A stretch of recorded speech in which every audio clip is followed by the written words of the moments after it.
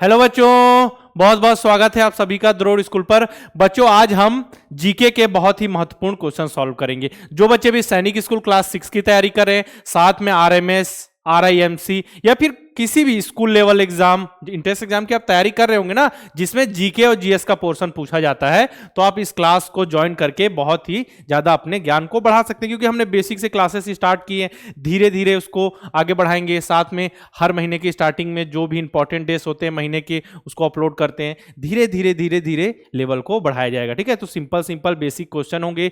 देखना है आप सभी को, कमेंट बॉक्स में पहले आंसर देना है। मैं तो समझाते हुए चलूंगा, साथ में आपको आंसर भी देते हुए चलना है। सबसे पहले तो आप सभी वीडियो को लाइक कीजिए और अपने दोस्तों भाई बंधु को शेयर कीजिए, ताकि सभी देख सके साथ में वीडियो को। ठीक है, और अगर आपने चैनल को अभी तक सब्सक्राइब नहीं किया तो चैनल को सब्सक्राइब करें और बेल आइकन पे क्लिक करना आप सभी को नहीं भूलना है, ताकि जितने भी पढ़ाने से रिलेटेड या फिर इंफॉर्मेशन से रिलेटेड आपके वीडियो अपलोड करूं, सबसे पहले आपके पास नोटिफिकेशन आना चाहिए और सबसे पहले वीडियो देख के वीडियो का खेल खत्म, पूरा सब कुछ समझ जाना है सबसे पहले। ठीक है, स्टार्ट करें। चलिए आप सभी लाइक कर दीजिए। पहला क्वेश्चन मैं पढ़ने जा रहा हूं, तो पहला क्वेश्चन ये रहा आपके स्क्रीन पर। ठीक है, चलिए केबीसी खेल रहे हैं। ठीक है, क्या खेल रहे हैं? केबीसी। बताइए, 4 ऑप्शन है आपके सामने। विश्व जनसंख्या दिवस कब मनाया जाता है? बताइए, when is the world population day celebrated? कब मनाया जाता है विश्व जनसंख्या दिवस? कब मनाया जाता है? 11 अगस्त, 11 मार्च, 11 मई, 11 जुलाई? कब मनाया जाता है बताइए जनसंख्या दिवस? चलिए आपके लिए क्वेश्चन है कि किस देश की जनसंख्या सबसे अधिक है, बताना है। पूरे विश्व में किस देश की जनसंख्या सबसे अधिक है, ये होमवर्क है। ठीक है, ये क्वेश्चन होमवर्क नहीं है, बस मैं आपसे पूछा हूं जो क्वेश्चन कि पूरे विश्व में किस देश की जनसंख्या सबसे अधिक है, बताना है। ठीक है, अब इसका आंसर क्या होगा? Option D. कब मनाया जाता है? 11 जुलाई को विश्व जनसंख्या दिवस मनाया जाता है। सिंपल सा क्वेश्चन। और बाकी जितने इंपॉर्टेंट डेज जो होते हैं ना, उसके वीडियो तो मैं, जैसे कि अब मार्च होगा तो मार्च का जो वीडियो आएगा इंपॉर्टेंट डेज का, 1 मार्च को मैं अपलोड कर दूंगा। मतलब मार्च के जितने भी इंपॉर्टेंट डे।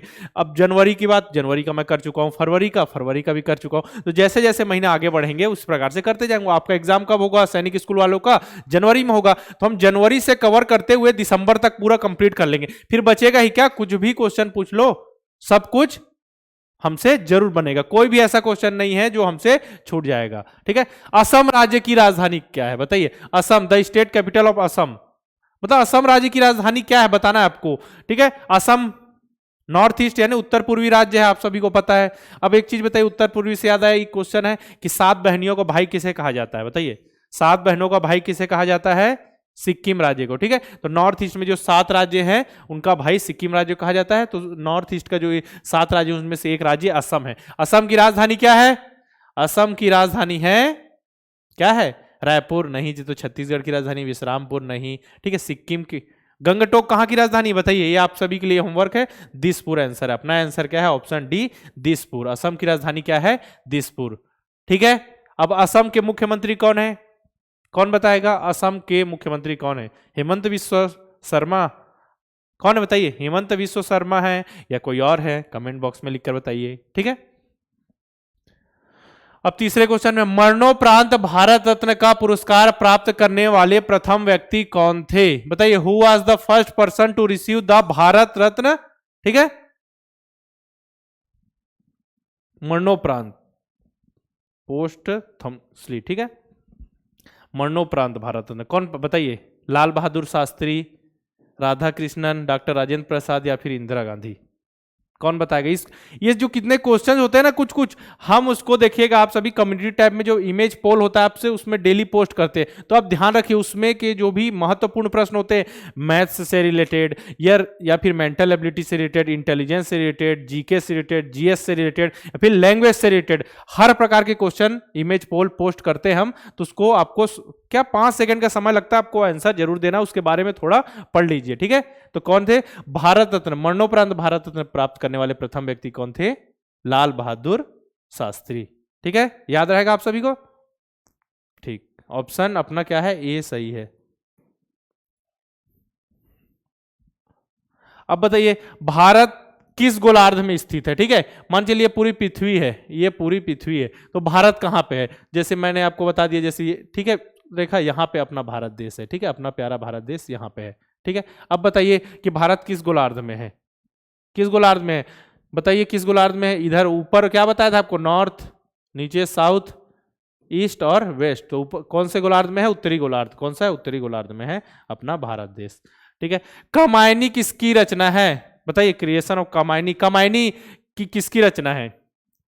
कामायनी पहले है क्या, कामायनी एक महाकाव्य है, क्या है, महाकाव्य है। अब इसकी रचना किसने की थी, जयशंकर प्रसाद, कबीर, रामचंद्र शुक्ल या फिर कालिदास। बताइए, कालिदास की रचना से मेघदूत हो गया, अभिज्ञान शकुंतलम, बहुत सारी जो एक अलग से ही बता दिया जाएगा। एक पूरे जितने भी रचनाएं हैं ना, किसके द्वारा कौन सी रचना की गई, किसकी पुस्तक कौन सी, कौन सा नाटक है, उससे रिलेटेड एक सेपरेट वीडियो आपके लिए आएगा, ठीक है। तो यहाँ पे क्या होगा, कालिदास नहीं हो सकते, ठीक है। कामायनी किसकी रचना है, ऑप्शन ए जयशंकर प्रसाद की, ठीक है। रामचंद्र शुक्ल जैसे चिंतामणि तो बता दूंगा मैं, वो तो आपको अलग से मैं बता दूंगा।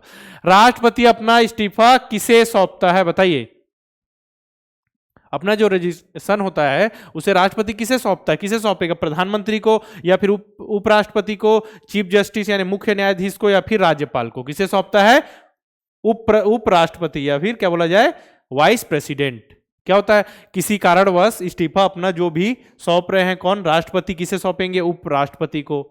उपराष्ट्रपति को उन्होंने अपना इस्तीफा सौंपा तो ज्यादा से ज्यादा 6 महीने तक उपराष्ट्रपति क्या है, कार्यवाहक राष्ट्रपति, मतलब उनकी जगह पे, ऐसा नहीं है कि अब उन्होंने इस्तीफा उपराष्ट्रपति को सौंप दिया तो उपराष्ट्रपति ही राष्ट्रपति बनेंगे, कार्यवाहक राष्ट्रपति रहेंगे उस समय के लिए ज्यादा से ज्यादा 6 महीने तक। लेकिन फिर से चुनाव कराया जाएगा राष्ट्रपति के लिए, ठीक है, चुनाव के पश्चात नया राष्ट्रपति चुना जाएगा। ज्यादा से ज्यादा 6 महीने तक उपराष्ट्रपति राष्ट्रपति के पद पर रह सकते हैं, ठीक है। अब देखिए, संसद का स्थायी सदन कौन है, बताइए, permanent house of parliament, Lok Sabha, Rajya Sabha, Vidhan Sabha या फिर विधान परिषद। यहां पे लिखा है लेजिस्लेटिव असेंबली, नहीं है, काउंसिल होगा, ठीक है,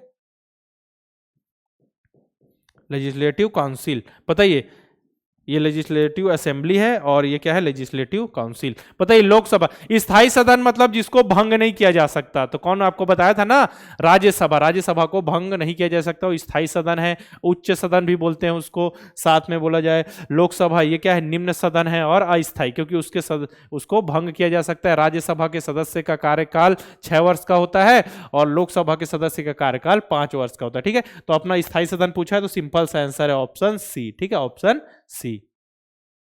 अब देखिए, उत्तराखंड की उच्चतम पर्वत चोटी कौन सी है, बताइए, which is the highest mountain peak of Uttarakhand, कौन बताएगा, highest mountain peak of Uttarakhand, Nanda Devi, Kanchenjunga, Karakoram या राखीगढ़ी। बताइए, हाईएस्ट पीक यानी देखिए आप सभी ऐसा पर्वत, मतलब देखिए जैसे पर्वत श्रृंखला जो होती है, जैसे ऐसी होती है लंबी पर्वत श्रृंखला, ठीक है, यहाँ ऐसे, ठीक है। लेकिन अगर ऊंची चोटी पूछा जाए तो जैसे कि जो इसका हाईएस्ट, देखिए कहां तक जा रहा है हाईएस्ट, सबसे ये ऊंची चोटी, इसका नाम पूछा जाता है, ठीक है, ऐसा। तो पर ऊंची चोटी कौन सी, उत्तराखंड की नंदा देवी, क्या है, option A Nanda Devi, option A Nanda Devi, ठीक है। और कंचनजंगा की बात करें तो कहां है, सिक्किम राज्य, कहां है, सिक्किम, सिक्किम राज्य, जो बताया था ना 7 बहनों का भाई किस राज्य कहा जाता है, सिक्किम को। तो उत्तराखंड की नंदा देवी। काराकोरम तो आपको पता ही है, काराकोरम, जो अगर बोला जाए कि भारत की सबसे ऊंची चोटी कौन सी है, K2, जो काराकोरम पर्वत पे है, ठीक है। और राखीगढ़ी तो स्थान का नाम है। भारत की स्वतंत्रता के समय गवर्नर जनरल कौन थे, बताइए, who was the governor general at the time of India independence. तो ये क्वेश्चन आपके सैनिक स्कूल के एग्जाम में भी पूछा गया था कि भारत की स्वतंत्रता के समय गवर्नर जनरल कौन थे, ठीक है। कौन थे, लॉर्ड डलहौजी, नहीं, ठीक है। लॉर्ड माउंटबेटन, हाँ हो सकते हैं। लॉर्ड डफरिन, नहीं। लॉर्ड वेलेजली, नहीं। ऑप्शन क्या है, बी अपना सही है। अगर फिर से मैं आपको बार बार बता रहा हूं, भारत की स्वतंत्रता के समय गवर्नर जनरल कौन थे पूछा जाए तो लॉर्ड माउंटबेटन। भारत की स्वतंत्रता के पश्चात प्रथम गवर्नर जनरल कौन थे तो भी क्या आपको बताना है, लॉर्ड माउंटबेटन। अगर पूछा जाए कि स्वतंत्र भारत के प्रथम भारतीय गवर्नर जनरल पूछा जाए तब राजगोपालाचारी पे आपको टिक करना है, या फिर स्वतंत्र भारत के अंतिम गवर्नर जनरल पूछा जाए तब भी आपको राजगोपालाचारी। और हमेशा भारतीय वर्ड अगर जुड़ा है तो राजगोपालाचारी, और अंतिम अगर बोला जाए कि स्वतंत्र भारत के अंतिम तब राजगोपालाचारी। बाकी कंडीशन में ये लॉर्ड माउंटबेटन ही आएंगे, क्योंकि इसमें बच्चों को बहुत कंफ्यूजन होता है, ठीक है। Lord Mountbatten. अगर नॉर्मल पूछा जा रहा है कि स्वतंत्र भारत के प्रथम गवर्नर जनरल, लॉर्ड माउंटबेटन, ठीक है। अंतिम वायसराय, लॉर्ड माउंटबेटन, ठीक है। लेकिन अब गवर्नर जनरल पूछा जाए अंतिम स्वतंत्र भारत के, तो फिर अपने राजगोपालाचारी। ठीक है। घूमर किस राज्य का प्रसिद्ध लोक नृत्य है? बताइए। Ghoomar is the famous folk dance of which state? Gujarat, Rajasthan, Goa या मध्य प्रदेश? बताइए किस राज्य का है? गुजरात नहीं, यहां तो गरबा होता है ना। राजस्थान हो सकता है, रुकिए, गोवा नहीं, मध्य प्रदेश नहीं, ऑप्शन बी। ऑप्शन बी अपना करेक्ट है, ऑप्शन बी। घूमर किस स्टेट का फोक डांस है? बताइए famous folk dance. Option B Rajasthan. ठीक है, राजस्थान। अब मुझे राजस्थान की राजधानी बताइए। राजस्थान की राजधानी क्या है? राजस्थान की राजधानी जयपुर। पिंक सिटी किसे कहते हैं? Pink city of India. बताना है सभी कमेंट बॉक्स में। स्टार्टिंग में होमवर्क दिया हूं, एक दो जो होमवर्क तो उसी को पता चलेगा ना, जो लास्ट तक वीडियो देखेगा सब कुछ उसी को समझ आएगा पूरे कॉन्सेप्ट। क्योंकि धीरे धीरे सुनते चलिए, 10-15 मिनट का वीडियो होता है, उतने को सुन के अगर आपके नंबर आ रहे हैं तो क्या दिक्कत है आपको? समय दीजिए, अच्छे से पढ़ाई कीजिए। ठीक है। अगर आप नवोदय विद्यालय की तैयारी कर रहे हैं तो आप हमारा अर्जुन बैच, आपका एग्जाम कब होने वाला है? 29 अप्रैल को। अभी भी 2 महीने से ज्यादा का समय रह गया है, तो अर्जुन बैच से आप बहुत ही अच्छे ढंग से अपनी तैयारी कर सकते हैं। इसमें आपको complete video lectures, exercise question, chapter test, telegram group की सुविधा है। चैप्टर टेस्ट मतलब चैप्टर का टेस्ट होगा, जो भी चैप्टर कंप्लीट हो रहा है। टेलीग्राम ग्रुप में तो आप पे जैसे पढ़ने वाले बहुत सारे बच्चे होंगे, टेलीग्राम ग्रुप में नए क्वेश्चन आएंगे, आप सॉल्व करेंगे, कुछ बच्चों से नहीं बनेंगे तो हम आपको सॉल्व करके वीडियो बना के बता देंगे। नवोदय अल्फाबेट, जो बच्चे अभी क्लास 4th में नेक्स्ट ईयर के लिए नवोदय विद्यालय की तैयारी कर रहे हैं, उनके लिए हमारा नवोदय अल्फा बैच है।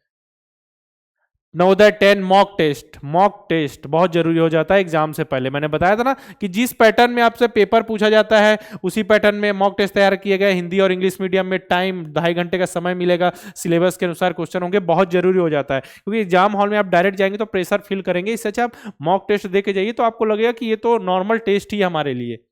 नेक्स्ट देखिए, Navodaya 50 model paper. 50 model paper यानी 4000 क्वेश्चन। फिर उसको अगर मॉडल पेपर आपने 50 सॉल्व कर लिए, फिर कुछ नहीं, डेली एक एक कीजिए, एग्जाम से पहले आपका कंप्लीट हो जाएगा, सब कुछ रिवाइज भी हो जाएगा, जितना टॉपिक आपने कवर किया है। ठीक है, सब कुछ जितना पूछा जाता है उतना तो पढ़ाई गया, उससे ज्यादा भी सब कुछ है इसमें। ठीक है, उससे ज्यादा भी, अगर उससे ज्यादा भी लेवल का पूछा गया तो सब कुछ मिलने वाला है आपको। ऑप्शन, ठीक है, ऑप्शन। अच्छा, इसमें भी मैं आपको ऑप्शन बता रहा हूं क्या? वो अच्छा, ऑप्शन 1, A, B, C और D। ठीक है, कौन सा ऑप्शन चाहिए बताइए? तो ये क्या है? मॉडल पेपर है। ठीक है, सभी चारों ऑप्शन इसमें बहुत ही जबरदस्त है, आपकी सुविधा के अनुसार है। ठीक है, सैनिक अल्फा बैच। सैनिक अल्फा बैच, जो बच्चे सैनिक स्कूल की तैयारी कर रहे हैं, सैनिक स्कूल क्लास 6 2024 के लिए, नेक्स्ट ईयर के लिए, अभी वाले बच्चों को तो रिजल्ट आ गया ना। ठीक है, अभी फाइनल मेरिट लिस्ट नहीं आई लेकिन रिजल्ट आ गया है, तो नेक्स्ट ईयर वाले बच्चों के लिए क्या है? सैनिक अल्फा बैच। उसी प्रकार से सैनिक मॉक टेस्ट, सैनिक के मॉक टेस्ट है। सैनिक के मॉक टेस्ट से आपको क्या फायदा मिलेगा? फिर से 2.5 घंटे का समय, उसमें 2 घंटे का समय था, इसमें 2.5 घंटे का समय, अनलिमिटेड अटेम्प्ट, सिलेबस के अनुसार सैनिक स्कूल के जो पेपर आते हैं उससे क्वेश्चन, और रैंकिंग भी अवेलेबल रहेगी। ये कॉन्टैक्ट नंबर है और आप द्रोड़ स्कूल के ऐप के अंदर आपको सब कुछ मिल जाएगा। ठीक है, तो अच्छे से तैयारी कीजिए। आपके लिए सैनिक के मॉक टेस्ट, नवोदय के मॉक टेस्ट, नवोदय के लिए अर्जुन बैच तो आपके लिए बहुत जरूरी है। अगर आप बहुत ही अच्छे ढंग से तैयारी करना चाहते हैं तो आप अभी इनरोल करके अपनी तैयारी को स्टार्ट कर सकते हैं। ठीक है, ये हमारा कॉन्टैक्ट नंबर है। अगर आपको कोर्स से रिलेटेड कोई दिक्कत आ रही है तो आप 6260388361 पर हमको कॉल करके इंफॉर्मेशन ले सकते हैं। साथ में आपको कूपन कोड दे दूं मैं, एक अल्फा 10, ठीक है, ALPHA10 alpha 10 coupon code apply करके आप 10% की कोर्स में छूट पा सकते हैं। ALPHA10, ठीक है, बिना गैप के।